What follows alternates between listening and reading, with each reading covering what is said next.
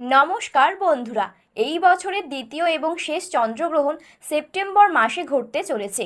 এটি একটি জ্যোতিষবিদ্যাগত ঘটনা। এবার আংশিক চন্দ্রগ্রহণ হবে। এর প্রভাব পড়বে ভারতসহ বিশ্বব্যাপীর জীবনে। বেশিরভাগ মানুষ জানতে চাইছে চন্দ্রগ্রহণ সম্পর্কে। কবে হবে এই গ্রহণ, তার সময় কি হবে, এটি কোথা থেকে দেখা যাবে এবং কোন সময়ে হবে, এটির প্রভাব কি হবে জানতে চাইছেন মানুষ। তো বন্ধুরা, বিস্তারিতভাবে জানতে হলে অবশ্যই ভিডিওটি শেষ পর্যন্ত মনোযোগ সহকারে দেখবেন এবং আপনি যদি চ্যানেলটিতে নতুন দর্শক হয়ে থাকেন তাহলে চ্যানেলটি সাবস্ক্রাইব করে পাশে থাকা বেল বাটনটি অল করে রেখে দেবেন পরবর্তী ভিডিওগুলো সবার আগে দেখার জন্য। তাহলে চলুন বন্ধুরা, আজকের গ্রহণ সম্পর্কিত ভিডিওটি শুরু করা যাক।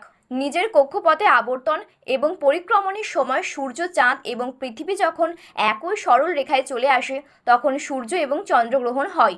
ধর্মীয় বিশ্বাস অনুসারে রাহু যখন চন্দ্রকে গিলে ফেলে তখন একটি গ্রহণ ঘটে।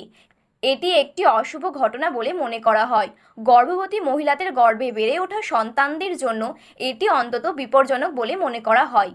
এর কারণ হলো গ্রহণকালে গর্ভবতী মহিলারা যা কিছু করেন তার প্রভাব সরাসরি সন্তানের ওপর পড়ে।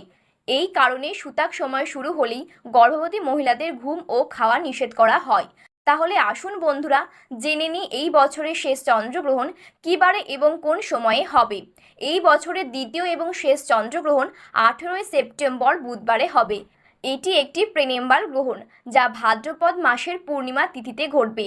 18 সেপ্টেম্বর সন্ধ্যা 6:11 চন্দ্রগ্রহণ শুরু হবে এবং এটি চলবে রাত 10:17 পর্যন্ত, অর্থাৎ প্রায় 4 ঘন্টা। তবে বিভিন্ন দেশে এর সময় পরিবর্তিত হবে। ভারতে কি দেখা যাবে চন্দ্রগ্রহণ, এবার আমরা তা জেনে নেব। বিশ্বের কোথাও এই গ্রহণ দৃশ্যমান হবে 17 সেপ্টেম্বর, আবার কোনো কোনো অংশে দেখা যাবে 18 সেপ্টেম্বর। উত্তর আমেরিকা, দক্ষিণ আমেরিকা, ইউরোপ, আফ্রিকা এবং এশিয়ার কিছু অংশ থেকে দেখা যাবে এই গ্রহণ।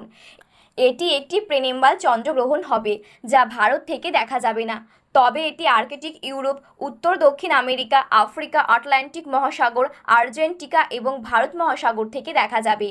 যদিও ধর্মীয় এবং গ্রহের দৃষ্টিকোণ থেকে দেখা যায়, তবে এটি সমস্ত রাশিচক্র এবং নক্ষত্রকে প্রভাবিত করবে। তো বন্ধুরা, এবার আমরা জেনে নেব সূতক সময় কখন থেকে শুরু হবে। সূতক কাল চন্দ্রগ্রহণ শুরু হওয়ার প্রায় 9 ঘন্টা আগেই ঘটে। একইভাবে সূতক সময় বসানো হবে 17 সেপ্টেম্বর রাতে। এই সময় মন্দিরের দরজা বন্ধ থাকে। ধর্মীয় বিশ্বাস অনুসারে সূতক সময়ে কোনো শুভ কাজ করা উচিত নয়।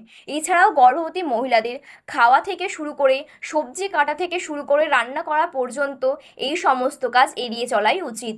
তবে যেসব স্থানে চন্দ্রগ্রহণ দেখা যাবে সেখানে সূতক কালের প্রভাব থাকতে পারে।